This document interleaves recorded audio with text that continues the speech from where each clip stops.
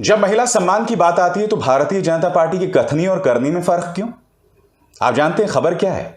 15 अगस्त को जब देश स्वाधीनता दिवस मना रहा था तो आपके स्क्रीन पर इन 11 लोगों को जेल से रिहा कर दिया गया। आप जानते हैं इन पर आरोप नहीं, क्या गुनाह साबित हुआ था?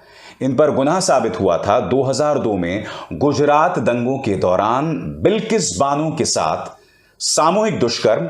वो बिल्किस बानो जिसके पेट में 5 महीने का बच्चा पल रहा था, उसकी 3 साल की बच्ची को बेरहमी से मौत के घाट उतार दिया गया और उसके साथ उसके परिवार के 7 अन्य लोगों को मौत के घाट उतार दिया गया था।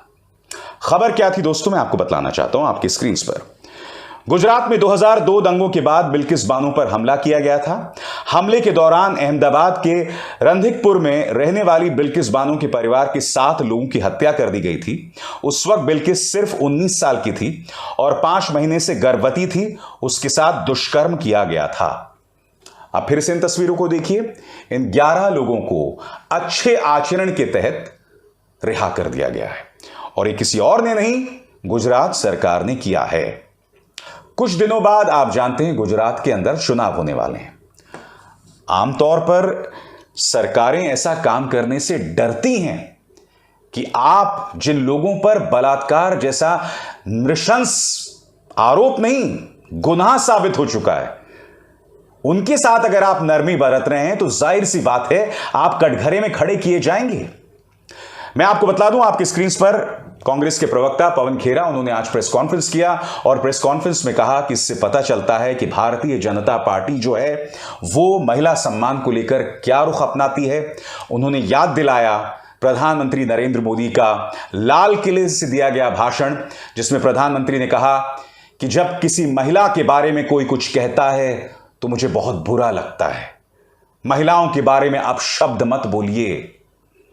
मैं आपको बतलाना चाहता हूं कि कांग्रेस ने इसी मुद्दे को उठाते हुए इसे बिल्किस बानो के साथ जोड़ा कि अपने आप में कितनी बड़ी विडंबना है कि उसी दिन बिल्किस बानो के गुनहगारों को रिहा कर दिया जाता है। आपकी स्क्रीन पर यह है सीपीएम नेता सुभाषिनी अली।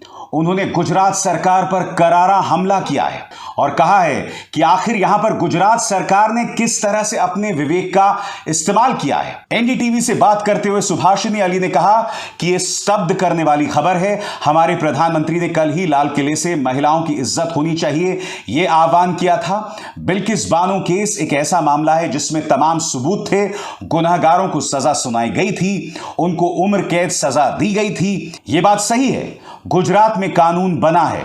सरकार के विवेक पर ही कोई आवेदन आता है तो किसी को आजीवन सजा हुई है तो उनको 14 साल के बाद छोड़ सकते हैं। गुजरात की सरकार ने विवेक का इस्तेमाल करते हुए इनको छोड़ दिया। मेरा सवाल है कि सरकार ने किस तरह से अपने विवेक का इस्तेमाल किया है? कौन सा विवेक है जिसके आधार पर उनको छोड़ा गया? मैंने कार्यक्रम की शुरुआत में आपसे कहा कि महिला सम्मान को लेकर भारतीय जनता पार्टी की कथनी और करनी में फर्क क्यों? बिल्किस बानो की मिसाल मैं आपको दे चुका हूं। अब मैं आपको कुछ साल पहले लेकर चलना चाहता हूं। याद कीजिए उन्नाव। आपकी स्क्रीन पर भारतीय जनता पार्टी का विधायक कुलदीप सिंह सेंगर, इसने एक लड़की के साथ दुष्कर्म किया। बात वहां तक सीमित नहीं थी, थाने के अंदर इनके पिता की मौत हो जाती है और फिर रहस्यमय तरीके से उनके परिवार का एक एक सदस्य अलग अलग दुर्घटनाओं में मारा जाता है। मैं नहीं भूला हूं कि जब यह मामला सामने उभर कर आया था और फिर स्वामी चिन्मयानंद की भी वो तस्वीरें सामने उभर कर आई थीं, तब हमारी महिला और बाल कल्याण मंत्री मोहतरमा स्मृति ईरानी पूरी तरह से खामोश थी। एक शब्द उनके मुंह से नहीं निकला था। आज भी उनके मुंह से एक शब्द नहीं निकलेगा क्योंकि उन्हें लगता है कि इन चीजों को आगे बढ़ावा देकर उन्हें वोट्स हासिल होंगे। मगर यह हमारे समाज पर इतना करारा तमाशा है कि बलात्कारियों के पक्ष में खड़े होकर आपको वोट्स मिलेंगे। इसमें मुझे भारतीय जनता पार्टी का दोष कम, मुझे तो हंसी जनता पे आ रही है कि वो आपको क्या समझते हैं, आपके बारे में क्या सोचते हैं कि आप बलात्कारियों के पक्ष में खड़े हो जाएंगे। और बात सिर्फ उन्नाव की नहीं थी, याद कीजिए हाथरस, जिस गुड़िया के साथ पुलिस रिकॉर्ड्स के मुताबिक सामूहिक दुष्कर्म और फिर उसकी हत्या हुई थी, आपको याद है, रातों रात शव जला दिया गया था। पूरा प्रशासन उस गुड़िया के परिवार के खिलाफ सा दिख रहा था। याद है कि नहीं आपको, बताइए। और अब आपके सामने बिल्किस बानो की मिसाल। कुछ और पहले चलते हैं। कठुआ, 8 साल की मासूम के साथ सामूहिक दुष्कर्म और फिर उसकी हत्या कर दी जाती है।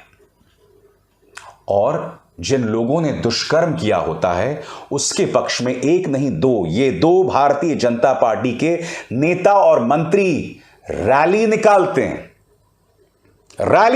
हैं। वो मासूम हिंदू नहीं थी तो इसका अर्थ यह नहीं कि हम अपने अंदर की इंसानियत को भूल जाएं, अपने अंदर की इंसानियत को मार दें। ये तमाम मिसालें आपके सामने, और ये मिसाल यही बतला रही है कि अगर वोट्स के सामने, हमारे वोट के सामने कुछ आएगा, हमें लगता है कि अगर ये काम करने से हमें वोट मिलेगा तो चाहे वो अपराध क्यों ना हो, चाहे वो अपराधी का समर्थन करना क्यों ना हो, हम उसे करेंगे। कभी कभी तो सोच के सिहरन पैदा होती है दोस्तों कि अगर जो निर्भया कांड 2012 में हुआ था, अगर वो निर्भया कांड आज होता तो क्या होता, बताइए।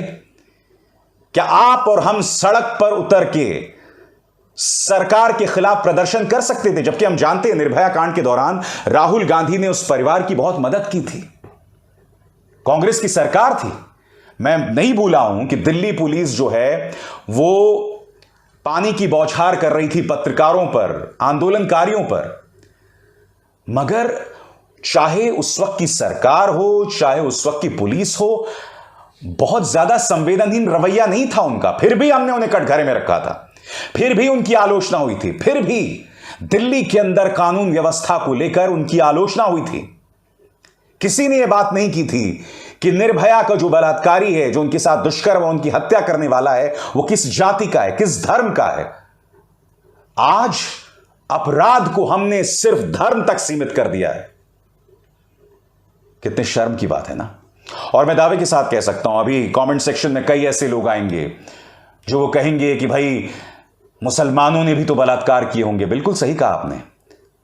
मैं मंदसौर की घटना नहीं भूला हूं। एक मुसलमान ने एक 5 साल की लड़की के साथ दुष्कर्म किया था, मगर उस राक्षस के पक्ष में किसी ने रैली नहीं निकाली थी, उस राक्षस की रिहाई की मांग किसी ने नहीं की थी।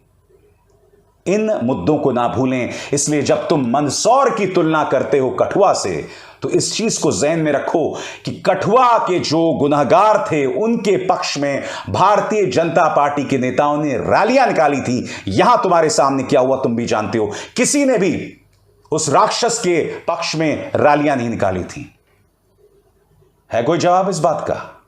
खैर, मेरा तो बस यही कर्तव्य है कि आपके सामने फैक्ट्स रखूं, और बिल्किस बानो में जो हुआ है ना, वो बहुत दिल दुखाने वाला है, और वो मानो एक ट्रेंड सा बन गया है। हर तरफ वही दिखाई दे रहा है कि महिला सम्मान को लेकर दोहरे मापदंड साफ तौर पर भारतीय जनता पार्टी में दिखाई दे रहे हैं। नमस्कार।